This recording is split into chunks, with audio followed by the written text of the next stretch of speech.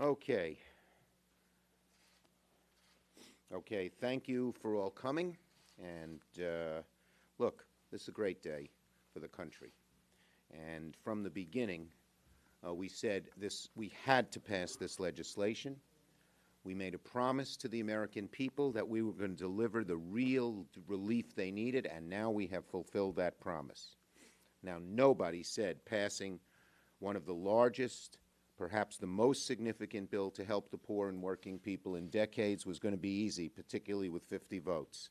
But it is done. And I said from the beginning, we were going to power through. We're not going to let anything stop us until we got the job done. And by God, we did. And here we are. So I want to say one thing. I am so proud of my caucus. I love each one of them. They are just so great. And you know what unites our caucus?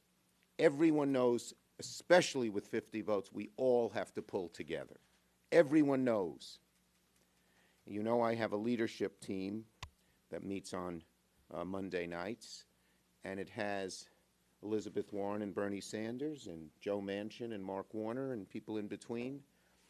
And that's because we have to talk to each other and realize we need each other and be united as a team.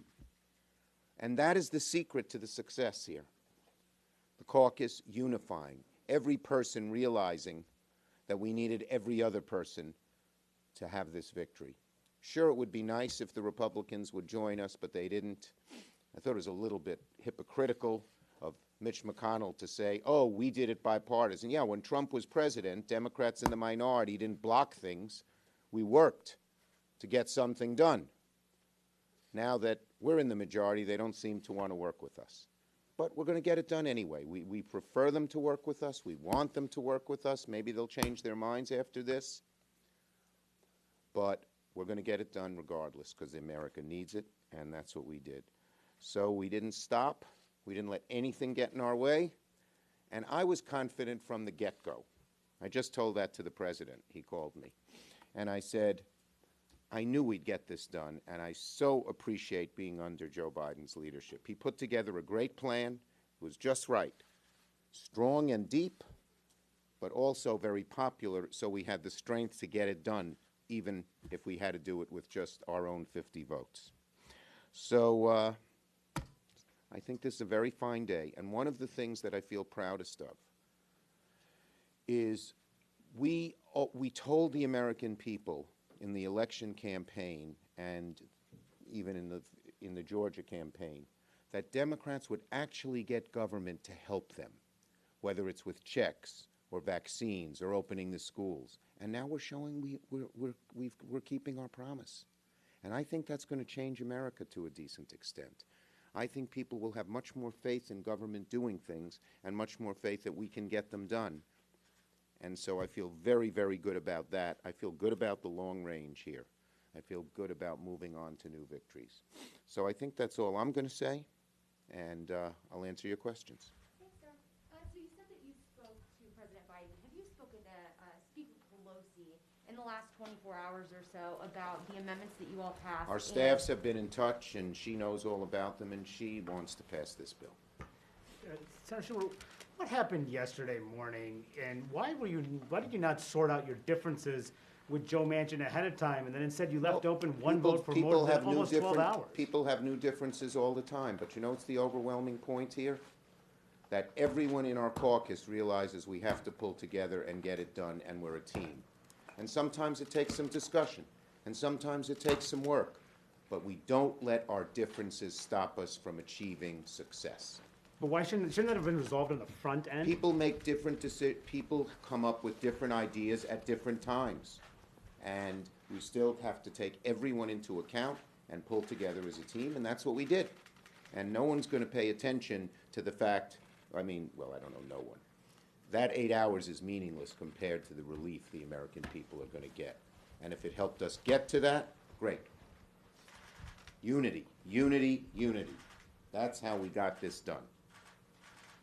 Do you expect the House to pass what the Senate just passed as is, including amendments that may not be as palatable to progressive Well, look, members? I spoke to a number of people in the House over the last few days, including the Speaker, and they know that they feel like we do. We have to get this done. It's not going to be everything everyone wants. No bill is, especially a massive, comprehensive bill like this. But the beauty here, within our caucus, and I think between Democrats in the House and Senate, is that we all realize we got to pull together to accomplish something. That's far more important than our differences. That's true of my caucus, and that's true of the House and Senate Democrats. So you think the president will be signing it before the March 14th Yes, expiration? I definitely do. I have no doubt about that, none. And that's what we said. Everything we said we do. We said we'd put together a strong, bold bill. We said we'd put together things that do the things the American people wanted. We said no matter what happened, we would not stop and power through and get it done. And by God, we did. What could be bad? What is bad? Nothing. Yes. Leader Schumer, you said a couple times that this would push Americans over the finish line of Yes. the pandemic. Do you expect that this is going to be the last COVID relief bill Let's that's hope. needed? Look, it's a very strong bill. Part of it will depend on COVID. How long will it last? Will there be a new strain? Part of it will depend on the economy has some underlying weaknesses that need bolstering. How deep and weak are those? Our number one lodestar is going to be helping the American people. And if they need more help, we'll do another bill. If this bill is sufficient, and I think it's going to help in a big way, then we won't do another bill. Do you have any concern that this could be a parallel to 2010 when Democrats pushed forward the stimulus, mostly on Democratic votes in the Senate, straight party line in Not the at House, all. and then you guys Not lost even the House? close. This is so. 75% of the American people want this. 55% of the Republicans want it. That's the bottom line. And you know, we'll have a job in the next few weeks. Joe Biden, our caucus, the House, letting the American people know all the important parts of this bill. But this is what they asked for. Plain and simple. Last one. But do you believe that perhaps this could make bipartisanship more difficult if Republicans? I hope feel it will so, be or- more, and I hope it will make bipartisanship more likely. When Republicans see, when we say we want to do it with you, but if we can't do it with you, we'll do it without you. Now they know they know we mean it, and they know we're capable of doing it. So now maybe they'll say they'll come together. Look, again, the bottom line. When Trump was president, Democrats didn't sit there, fold their hands, and say no. Now Biden's president. We hope they won't continue to do the same thing. Okay? Anything else I'm leaving out? Okay. Thanks, everybody. What are your priorities starting next week? Well, look, you know, I said at the beginning we could do all three things at once. An impeachment trial, that's done. But next week, as I just put on the calendar, Merrick Garland, Marcia Fudge, and the EPA nominee. And then later in the week, we'll do Haaland and another nominee. So next week, we're focusing on nominees. And at the very beginning, we've only been around, you know, we've only had the new Congress and the new president for a little more than a month. We passed one of the most important pieces of legislation in decades. We've done an impeachment trial, which I think showed the American people what Trump was really like. And we're filling up his cabinet. We're getting a lot done. I'm proud of my caucus. I truly love my caucus, every one of them. Including Joe Manchin? Yes, absolutely. Everyone. I love Bernie. We love, you know, you have to look at people for look for the good in people. And if we couldn't all come together, we wouldn't get this done. Any one of us could have not had it done. Okay?